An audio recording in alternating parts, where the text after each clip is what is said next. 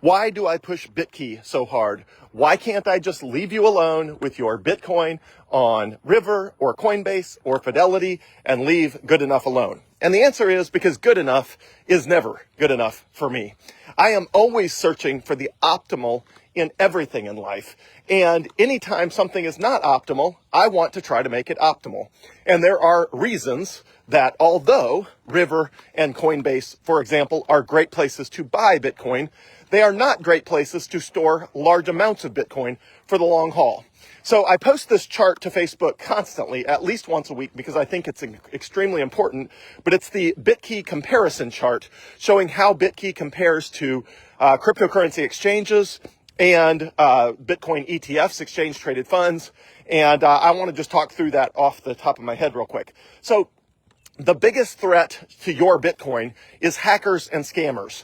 And the problem with both, well, let's start with exchanges. The problem with exchanges especially is that anyone with your password, your email address, and your two-factor authentication code can get your Bitcoin.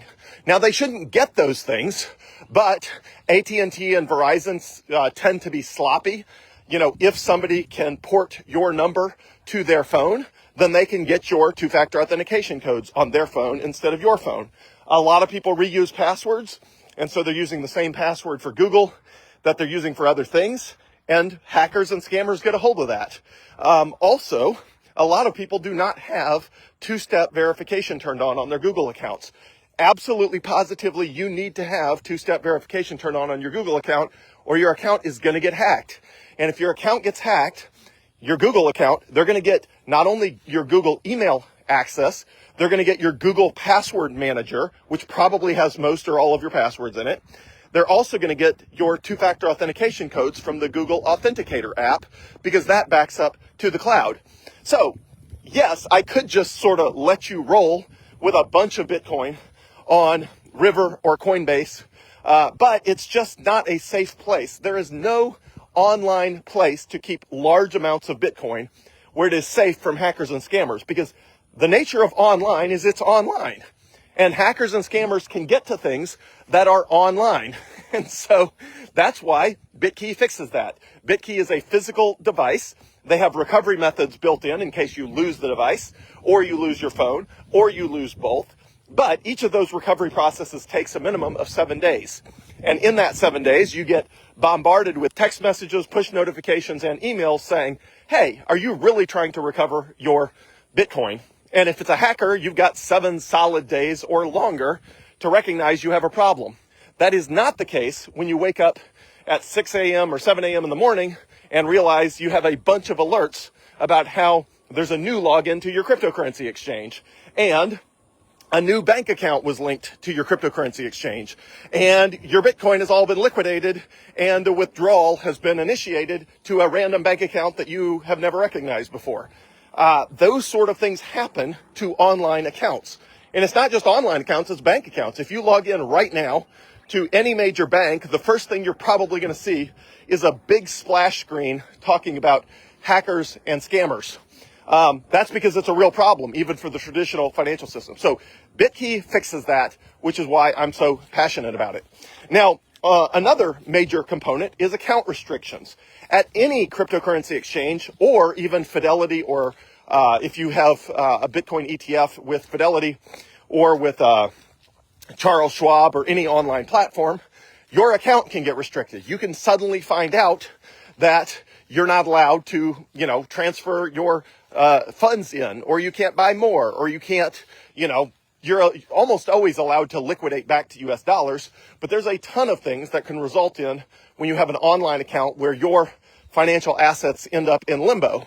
And usually you eventually get a hold of them, but with Bitkey, you don't have to worry about it. There's literally nobody that can freeze your account, can restrict your account, can tell you that the Bitcoin you thought was yours is still yours, but not accessible to you right now. Bitkey fixes that as well. And the last factor is government seizure. So the government can seize anything if it is entrusted to a centralized third party, because the government has a massive mechanism whereby assets in any platform can be frozen. So if somebody is accused of a crime, even before they are convicted of the crime, even if they might be innocent, the government has the ability to essentially send out a notice to every financial institution and say, we are freezing the assets of person XYZ. And when they send out that notice, those financial institutions will freeze those assets, which means suddenly, technically they're still yours, but you can't get them. You can't withdraw, you can't sell, you can't buy, you can't do anything. You're basically frozen, which is why it's called having your assets frozen. It's because they're frozen. They're iced over. They can't move. They're still technically yours. And then, of course, there is seizure and forfeiture, where the government actually takes your assets away from you. Now, in the case of Bitcoin, I think the probability of this happening on a large scale is practically zero, but there's no reason to have that risk. The reason the government took everyone's gold in 1933 was because it was in centralized locations. Most of the gold in the United States was in 5 different banks. So when the government, specifically Franklin Delano Roosevelt, when he decided to forcibly seize everyone's gold and force them to take $20 per ounce when the actual market price was $35 per ounce, when he stole everyone's gold, they could get all of that gold because it was all sitting in 5 different banks. And so it was easy to get because they basically just had to tell 5 banks, don't let anybody have your gold anymore. We're coming to get it. And they did. They took everyone's gold. They took it out of the banks. They stole it from everybody and gave them $20 an ounce, even though it was worth $35 an ounce. And then they made it illegal to own gold between 1933 and 1976, which was a long time. And during that time period of more than 40 years, it was illegal for individuals to own gold unless it was in the form of jewelry or unless it was in very small amounts. And then they went and got the gold from the banks and they brought it to Fort Knox and they said, thank you very much, it's ours now. Now, I think the probability of that happening with Bitcoin is extraordinarily low, but why risk it? Why sit your Bitcoin in a massive honeypot where the government could take it? So, for example, Coinbase is sitting on, I think, about 3 million Bitcoin, which is about 1/7 of all the Bitcoin that will ever exist, is sitting at Coinbase. Now, they have it, stored in deep underground bunkers of cold storage and ultra secure and all that sort of stuff. And they're fantastic. Coinbase is an amazing company and I consider them trustworthy. But if the government came to Coinbase and demanded that they give up everybody's Bitcoin, at some point the government has the force to do that. Whether or not Coinbase wants to give up the Bitcoin, the government has the ability to forcibly take it, because they are the government and they have the guns. The government does not have the ability to go door to door with 300 million people trying to get their Bitcoin one at a time off everybody's Bitkey. And the government never went door to door to seize people's gold. They took all the gold in the centralized locations and said, that's most of it, that's good enough. So if your Bitcoin is on Bitkey, nobody can take it from you. It is safely stored where the government can't get it. So in summary here, there are pros and cons to each option. On a cryptocurrency exchange, you have the flexibility of being able to send your Bitcoin anywhere, and the best place to send it is to Bitkey for long-term cold storage, where nobody can get it. On a centralized exchange, an exchange-traded fund, like a brokerage account like Fidelity or Charles Schwab, those are great options for retirement accounts. But if you have Bitcoin that's not in a retirement account, why just leave it there sitting? Why not move it to your own self-custody where only you can control it?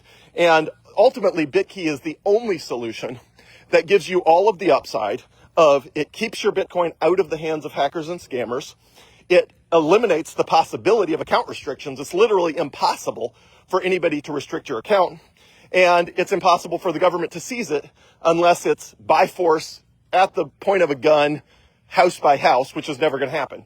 So Bitkey is just a superior way of doing it. It is worth figuring out, although, wait till you're comfortable with it, but it is worth figuring out because it is the right way to store Bitcoin for the long term. Now, if you want balances on Coinbase or River that are sort of working balances, great. That's fine. I keep walking around money on Coinbase and River, but for long-term storage out of the hands of hackers, scammers, account restrictions, and the government, there's only one good option, and that is Bitkey, and that's why I advocate for it so passionately.